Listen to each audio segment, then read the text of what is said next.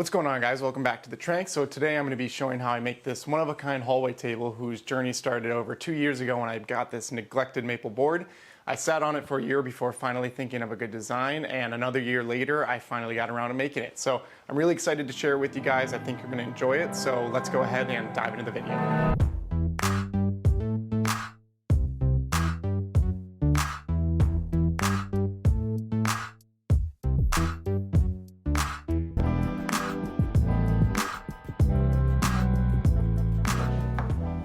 So a couple of years ago, I came across this pretty neglected maple board at a lumber store. It has a little bit of ambrosia in it, a little bit of bird's eye, but most importantly, it has this massive crack that was going down the middle of it, and so most people didn't want it. But when I saw it, I thought it was pretty cool looking, so I picked it up thinking that sometime I'll figure out something to do with it.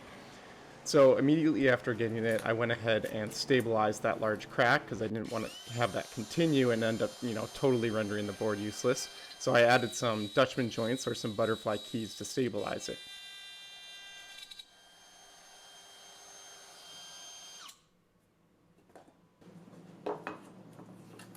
So I follow the same process I always do when doing these butterfly keys. I start off by using a marking knife to scribe exactly where it's going to go. I then take out most of the material with a router and a little straight bit, and then I chisel to the line carefully, and that takes a while, but you want to make sure these are nice and crisp because any gaps will be really noticeable.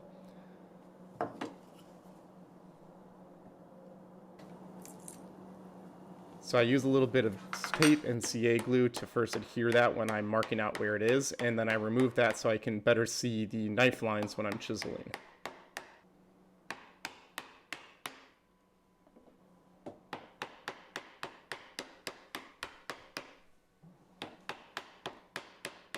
It's really important here that you have really good sharp tools when doing this because this maple is really hard, and so if you have anything blunt, you're gonna end up just, cutting past your line or just getting a bad result.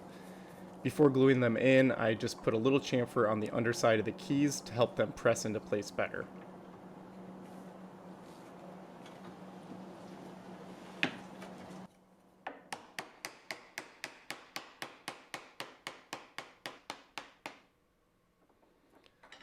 I'm using yellow heart for the butterfly keys because I really love yellow heart. I just think it's such a beautiful color, and I think it's really cool that wood can be naturally yellow. So I'm using that, and you'll see later I accent that more throughout the piece. So now getting on to the main part of the build, which is going to be the base. So first, don't be surprised, you can actually fit pretty large things into my little Toyota Corolla. So yeah, you can see me taking out like a 10-foot board here.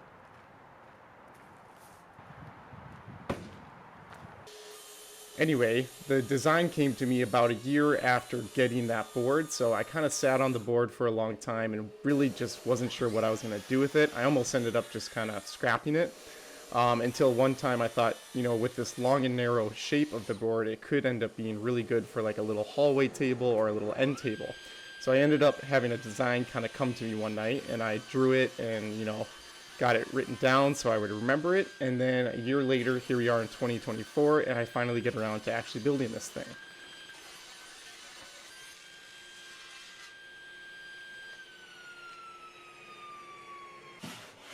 So surprisingly, I'm actually using poplar as the primary wood other than the maple, and there's a really good reason for this. Now, typically poplar, because it's a softer wood, is not used in furniture except for as like a secondary wood, maybe for the back panel of a cabinet or something like that. However, the sapwood of poplar is really green. You can see on these boards here, it has this sort of green hazel color to it, and the design that I actually wanted that green color to help match the green that's in the ambrosia fungus that's in the maple. And so I ended up using this poplar for that reason. So the poplar will dent easily or get impressions easily, but that just means you'll have to be a little more gentle with this piece. But I mean, it's a hallway table, so I can't imagine you'd be doing anything very extreme with it anyway. But really no other wood that I know of gives that really nice green hazel color. You can see here how that sapwood is nice and green, and you just get a little bit of the heartwood on those outer parts, which are the white.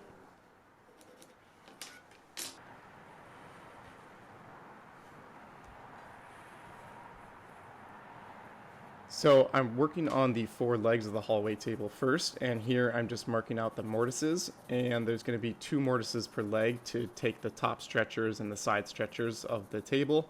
And I'm going to be using my typical technique of drilling out the bulk of the material with a Forstner bit, just using a slightly undersized bit from the final width of the mortise, and then I'll be coming through and chiseling them to size. So if you're looking for better dust collection at your drill press, I really highly recommend this Lockline 2.5-inch dust collector hose. I have it go from my 4-inch hose down to this, and you can redirect it exactly at the tip of the bit. So I'll leave a link to that in the description. It's really good. It's like 35 bucks, and it really will improve your dust collection. You can see here there's hardly anything.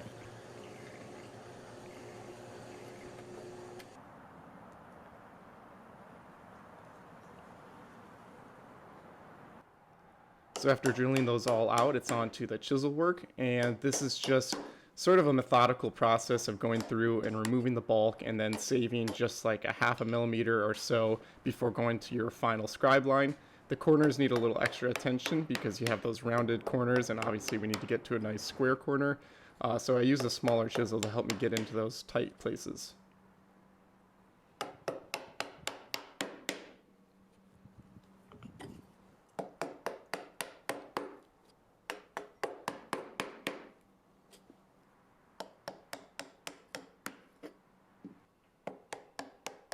Here you can see I'm going right to that knife line now because there's hardly any material left. Same thing here, and it's really nice getting a good clean wall here, even though you're not going to see this in the final joint because the shoulder of the tenon is going to be covering it. It's still a really good time to just practice your chiseling skills and see how, clean of a knife line or clean of a wall you can get.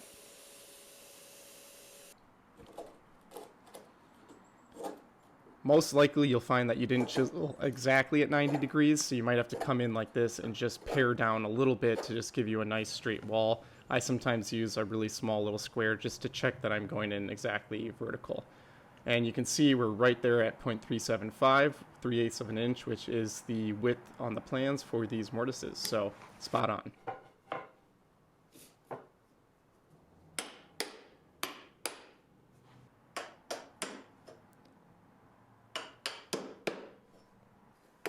I really find the hand tool work to be very relaxing and also very satisfying because there's just something, good feeling about making crisp joints like this using your hands and a sharp tool.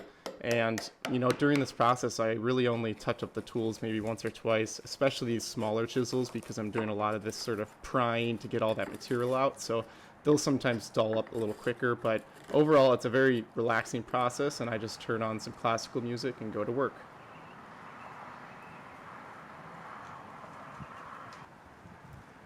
So those are the main mortises done that are going to hold these stretchers, and then there's 4 other mortises, 1 per leg, and this is going to be for a small support brace that's going to hold the bottom shelf. So if we look at the design here, you can see that there's this sort of butterfly key shaped shelf at the bottom, and that's what's going to be held by these small braces. It's actually also going to offer a lot of support to those legs, so I just quickly cut and chisel those out.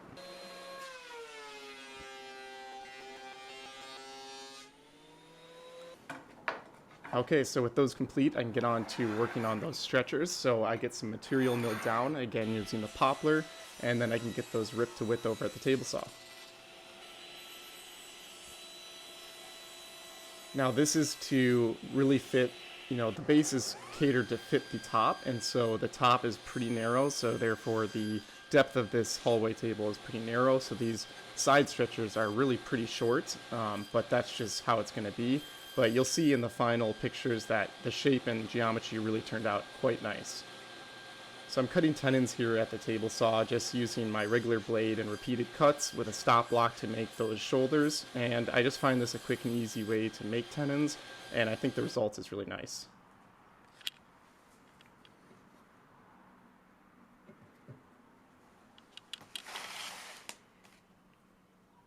So a tip here, if you've got just a 1.5 horsepower saw like I do and you're going to be ripping down really thicker hardwoods, get this thin kerf rip blade. It's a little bit thinner than your common 1/8 blade, and it really makes the table saw bog down way less when cutting these thicker woods. So Again, I'll leave a link to one of these. I find it super useful when working with these larger hardwoods. Now the reason I put it in is because I'm resawing this piece in order to, double the yield I'm getting out of it. Originally I was also going to be going for some book matching or grain continuation with the drawer fronts, and I ended up pivoting later and using frame and panel style drawers, but I did still use the matching grain for the panels. So that's why I'm resawing that piece.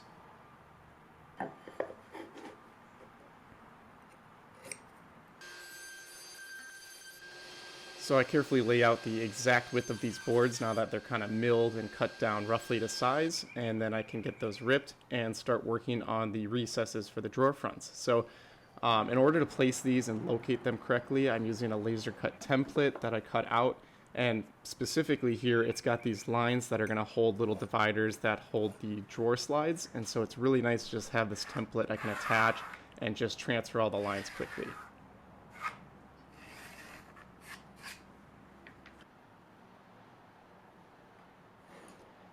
Here I'm using both the front and the back stretcher at the same time to just make sure all the lines are exactly dead on with each other, and I can then get on to cutting some of the dados.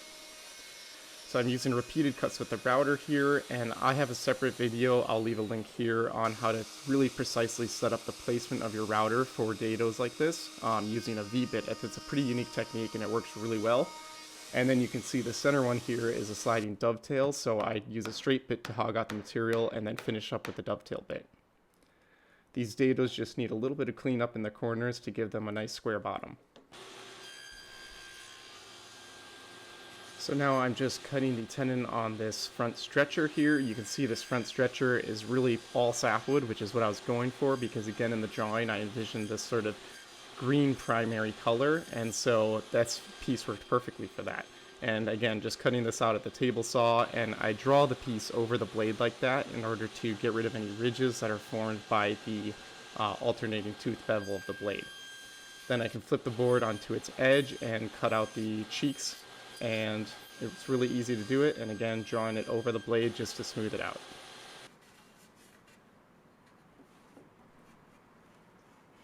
So you can see here, it's really worth the time to get a nice crisp joint that comes together like this so that you can do dry assemblies later on and not have to, worry about the piece falling apart on you. And here are those completed stretchers with all the joints cut into place. So now I need to cut out the recesses for the drawer fronts, and so I'm just starting with a drill bit in the four corners, and I'll come through with a jigsaw and remove these panels.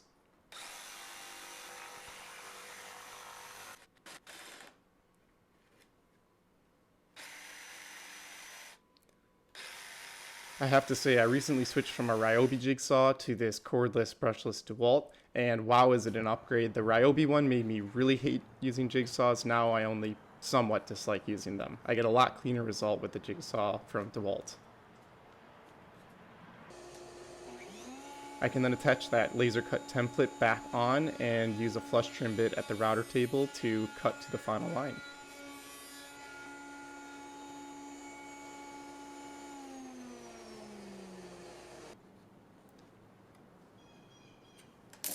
So the router works really great for getting these nice crisp lines on parts like this, but you again are always left with these rounded corners, and I wanted nice crisp squared drawer fronts, and so again it's coming back through to clean those up. I'm really careful here because you will see these corners when you're opening up the drawers, so you want to make sure you don't get any blowout or tear out, especially because this poplar again is a little bit softer, so you just have to be a little extra careful.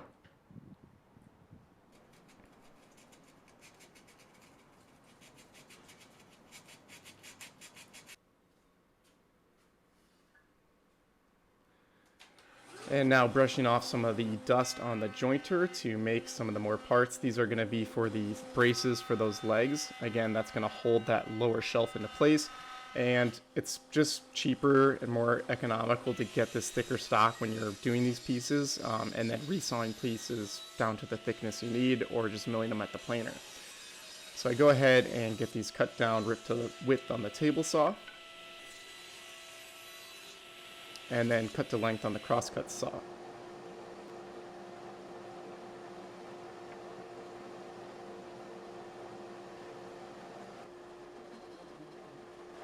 So here I'm just using a little brass setup block to get that blade dialed in perfectly, and I still do a couple test cuts just to make sure the depth is exactly where I want it. You don't want to ever just jump into your finished piece until you really know it's dialed in. Again, just forming a couple tenons here using the same process as before.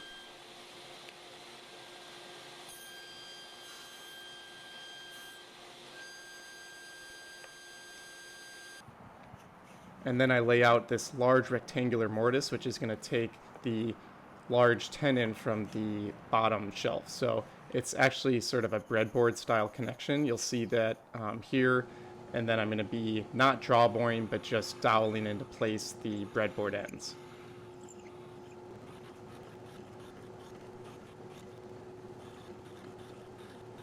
It's hard to see on camera, but without that lockline hose adapter, you get so much fine dust, whereas with it, you just get a couple of those bigger flakes, and it really just makes it a much cleaner, better process, and it makes your drilling more accurate too, because you have less buildup in the bit. So you can see I do these stopped dados or stopped grooves over at the router table, and you just want to be careful, make sure you've got some end and start blocks in place, and then slowly drop it on the bit. And then once you get to the end of your cut, shut off the router and make it, or wait for it to completely stop before removing your piece. And that speeds up the process a lot. Then it's just a quick time squaring up these corners as well. So here I'm just drilling out the 3/8" holes, which are going to be for those breadboard connections, and it's at this point that I realized I made a small mistake, so let's check in at the build and see what happened. Okay, so as I was fitting, some of the pieces here, I realized that these two lower pieces, one of them had a really great fit on the tenon. You can see there, it kind of friction snaps into place, no glue or anything, it stays. You have to kind of wiggle it to get it out. But this one was a little bit loose, not super loose, but looser than I'd like in order to do a dry assembly. So what I'm actually going to be doing is just gluing these thin little poplar strips I made, and I'm just going to glue them onto each face of the tenon and just retrim those to be an exact fit. So just a good little tip, you can always kind of do a mulligan there. So when you're making these large custom one-off pieces, you're going to make a mistake at some point. Like there, I just mixed up a small dimension, but it's just important you always think of a fix. And generally, if you think outside the box, in this case, it was a simple fix, but you should hopefully be able to make it happen. So here I'm working on the bottom shelf, and I wanted the ambrosia in the bottom board to sort of match and be symmetric. So I found this really unique board that has this almost natural butterfly key shaped fungus or ambrosia going through the center, and so I thought this was just really perfect, and so I was really happy I found this piece, and I'm cutting it down to length symmetrically so that the center point is going to match the center of the taper, as you can see here. So it's little details like this that I really think add to the design even more, because this was something I didn't originally think of when making it, but as soon as I was actually shopping for the wood, I knew that I wanted the grain to really accent the tapered shelf.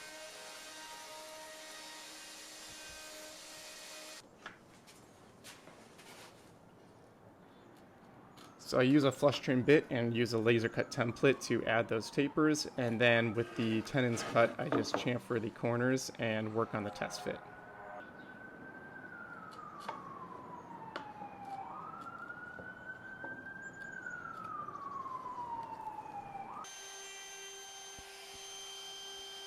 So normally I chamfer the tenons by hand. I decided, since I had a couple of these to do, just to try the router.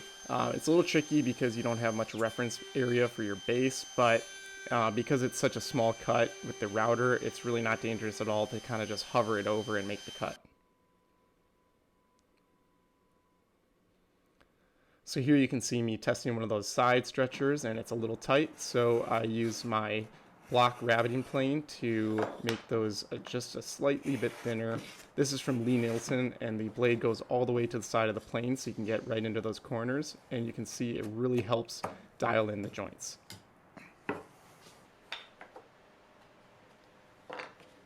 So here you can see that little breadboard connection we're doing on the lower shelf, and again just cleaning up that tenon with 1 or 2 passes from the routing plane, and we get a perfect fit.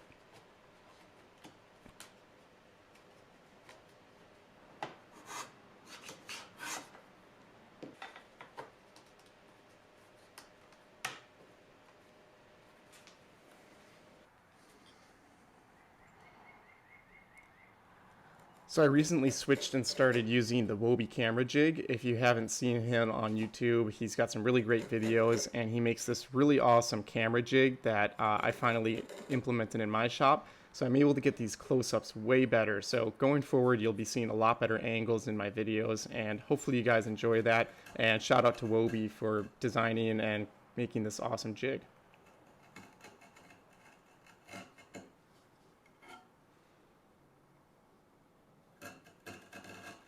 Here you can see the beauty of having sharp tools, just being able to carefully pare away this end grain. It's just really satisfying and really soothing to do, and I'm just getting rid of some of those ridges left from the table saw. So with that, all the joinery of the base is done, and I can work on a dry fit. So again, here having those clean, crisp fitting joints allows me to put this together and just check that everything goes together without using any glue. And so that's why it's just great to aim for this kind of a fit on your joinery. I'm able to lift the table up and take a look, and it's awesome to see it up on its feet for the first time. And just a mock look at the finished look, putting on the top. It's still a little long, but it was cool to kind of see the conception starting to actualize at this point. So here you can see me marking for those breadboard ends. I'm just using a brad point bit to transfer the holes from the brace onto the lower shelf tenon.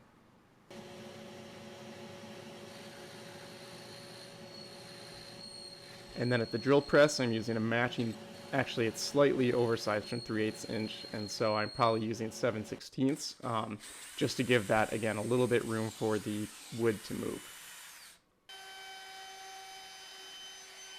Now, one common thing that I think is missed in a lot of furniture is some form of leveling feet. So I make sure to add that into all the pieces that I make, and I like those leveling feet to be really nicely recessed so you don't really see them. So using a Forstner bit and then another bit with a threaded insert just allows you to recess those and hide them, but still allow for the adjustability later. So here I'm using the domino to cut some mortises that are going to hold the buttons for attaching the top, and I've got a video on how I do this. It's just a quick video, it's a good technique, so I'll link to that here. On these thinner pieces, I use an extra backup board just to give more surface for the domino to rest on.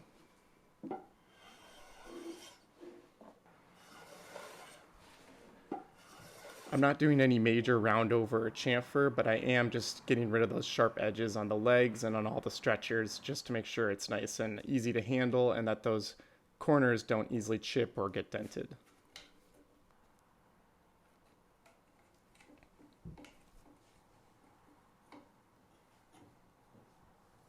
So I'm handling the glue up in a couple processes. First is going to be the two ends of the legs with the brace and the side stretchers. So I get those glued up, which is really easy because those mortise and tenon joints make it go together just super simply, and everything's going to be square. So just add some glue and get it in clamps. I do tape off the areas around the joints so that I don't get too much squeeze out there because I do pre-finish the legs.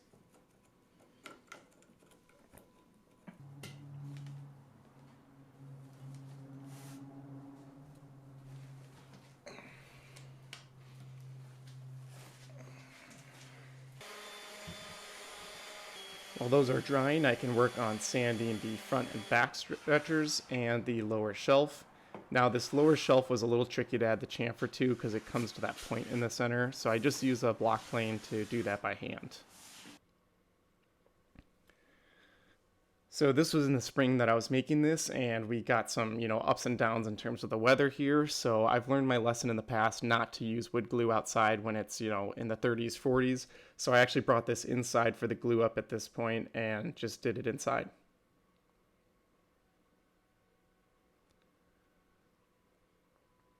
So here, just attaching the two end assemblies and the lower shelf together, and that glued up nicely.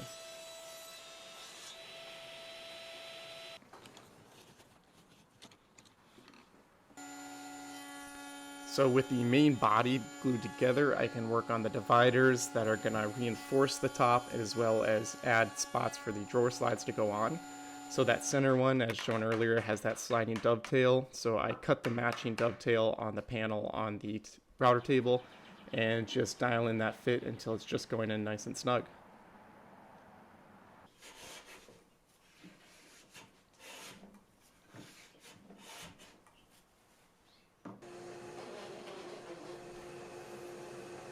The dividers that are going to hold the drawer slides are made of 1/4 inch material, so I get that milled down and rip it to width at the table saw.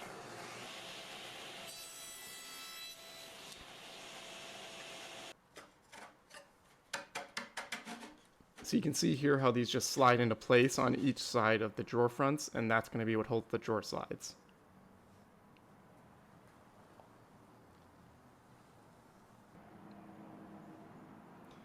And with those all cut out, I can get them glued into place, starting with that dovetailed piece and then just trimming everything flush. I cut them a little large to start so that I can just cut them nice and flush afterwards.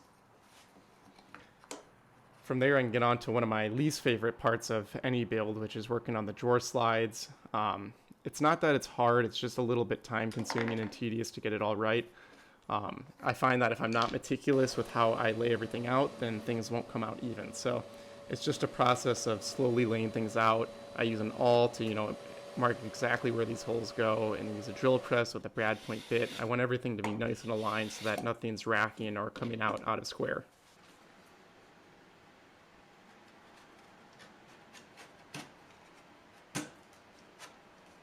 So you can see I marked those holes for the drawer slides before gluing these into place. It just makes laying them out a lot easier. And for any build where you can do that pre-mark for the drawer slides, it's generally a good idea because once everything's glued into place, it can be really hard to get in there and get everything square.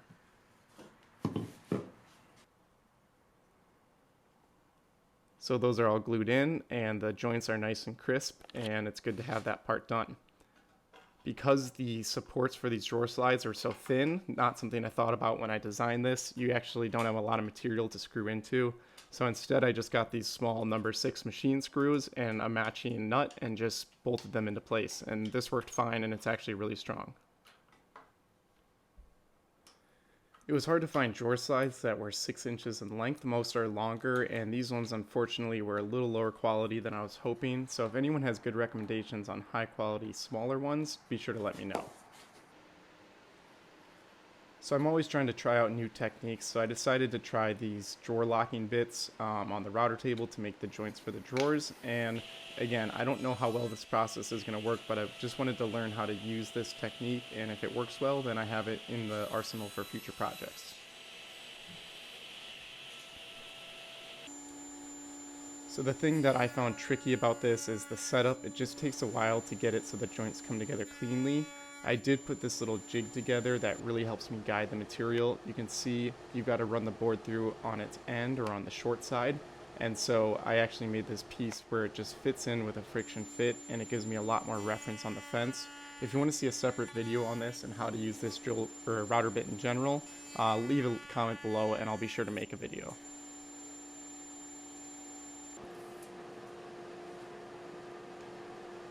Now I wanted to use something for the drawer bottom that was a hardwood, but also that would leave a nice smell when you open the drawers. I find too often that if you finish a drawer with some sort of finish, then especially an oil-based one, you end up getting this really odor smell when you open the drawer. So I'm using natural aromatic cedar for the drawer bottoms. You generally won't find this aromatic cedar in very wide boards, and so you'll have to do a glue up to get the width needed for a drawer bottom or similar piece. I put them both in the vise and planed both the edges at once so that they'll come together really cleanly and I won't have any gaps. And with those glued up, I can come through with a chisel and remove the excess glue, forming this beautiful hardened glue curl.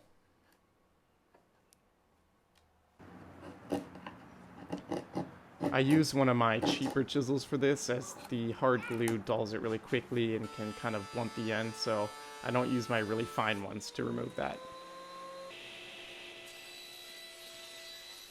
And then I can get them trimmed to length and width at the table saw. and then move on to cutting the matching groove at the bottom of the drawer sides. So you can see I make the panel first so that I've got it to final dimensions so that I can get the matching groove to fit perfectly. A nice fitting drawer bottom will really help the stability of the drawer and help it go together easy when you go to glue it. So I glued it off camera here, and then you can see I'm coming through with the jack plane to get the tops all evened out and flush.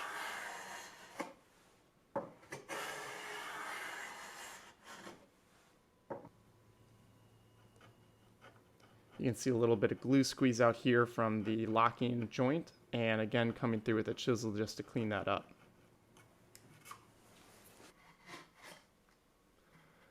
So with the drawers done, I can lay out for the slides, and again I'm just using the dimensions off the plans to line up the center line, and then I can make sure it's flush with the front of the drawer and then just add a few screws.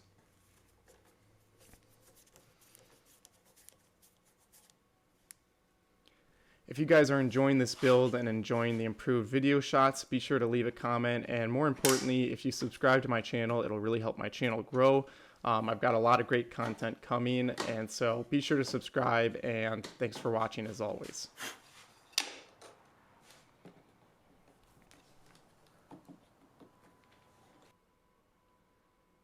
So the next step is to get started working on the drawer fronts. So again, I'm going to be using frame and panel style construction. I needed a little spacer board in between to add a little thickness, and so I just cut that out and used some countersunk holes to attach that onto the drawer.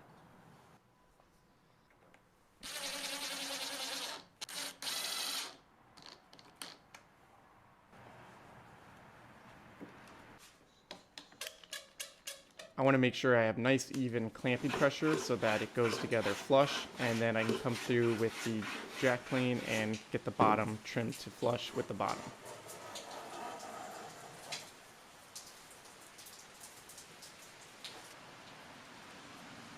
You can see here these nice curls from the plane, and here I'm prepping a yellow heart dowel, which I'm going to make and use that to plug the breadboard ends. Now usually I use a drill and a hand plane blade to sort of spin it in and cut it, but I was getting a ton of tear out with this yellow heart, so I ended up using my doweling plate. Again, I'll leave a link for this. It works really well, and I can use that to form the dowel by slowly progressing down to final size.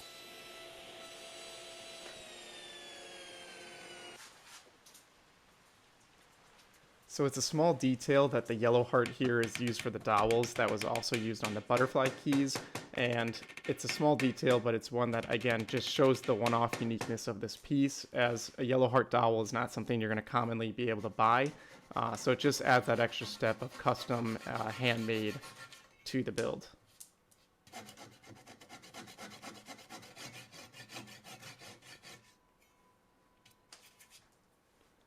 I do use a little tape to lift up the flush trim saw so that I don't dig into the actual piece itself.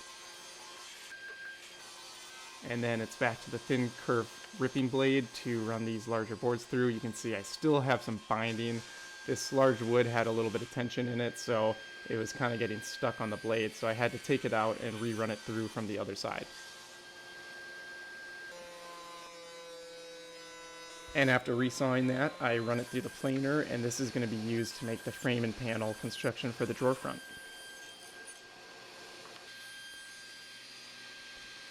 So I'm going to be making a video soon on how to make these tongue and groove drawer fronts, and there's tons of videos out there on this already, but the difference is that mine's going to be targeted on how to do this with good technique for really thin frame and panel drawers.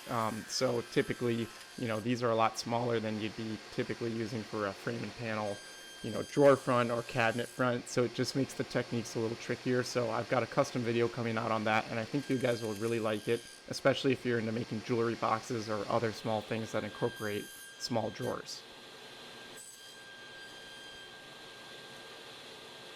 So after cutting the tongue, I'm then coming through and cutting the tenon on the two styles. I always get those mixed up.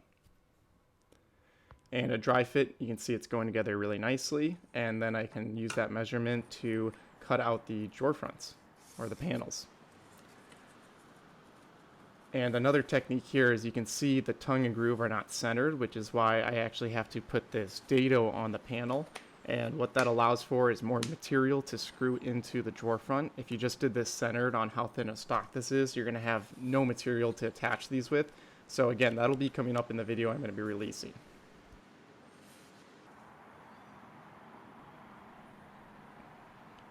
So gluing these frame and panel drawers are really easy because they just basically are already strong when you dry fit them, so you just need a tiny bit of glue and put them together. I do pre-finish the panels because it's really hard to get in there with a nice even coated finish, so I pre-finish the panels and then I'll come through, glue them, sand again, and then refinish the rails and stiles after they're all trimmed to place.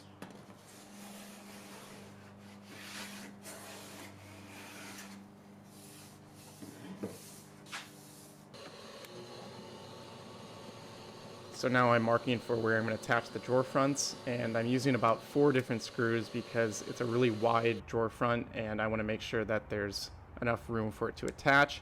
And here, that Wowie camera jig, it works so well. Even at the drill press, I'm able to get these custom shots that are way better than what I used to do.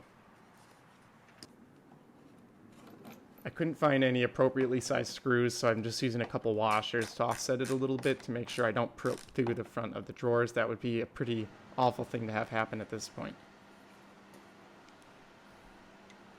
And I go ahead and add my emblem to the back of the right drawer. And I can finally put them into place, and things are looking really fantastic at this point.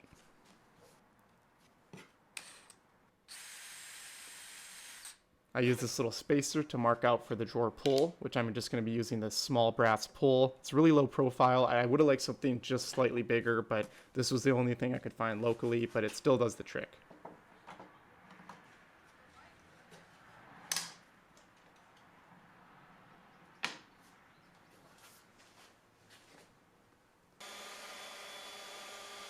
So with the construction done, it's on to finishing touches. I come back to that top and get it sanded to its finished grit, and I come through and chamfer the top as well. It's a little more of a aesthetic chamfer here, so I do go a little bit wider, and it helps merge some of this live edge with the rest of the board.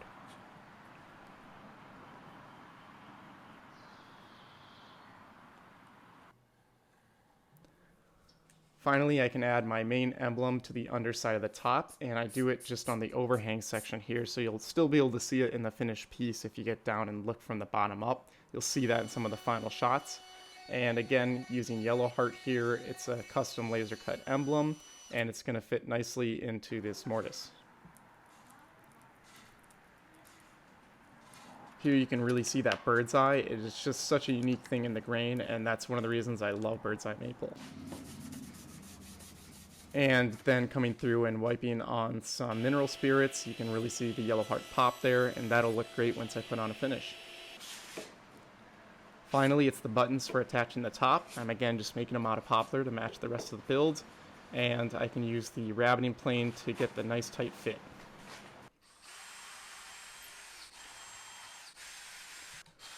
So after putting it on the top, I can then pre-drill for the holes and then put the base back on and get it attached. So again, this was a project that was several years in the making, and I couldn't be happier with how it turned out. I really love the design, and executing on that and getting such a great finished result really makes me happy. And this piece was for me, so I get to see it every morning when I wake up, which I really love. So if you enjoyed this, be sure to subscribe, guys, and let's look at the final story.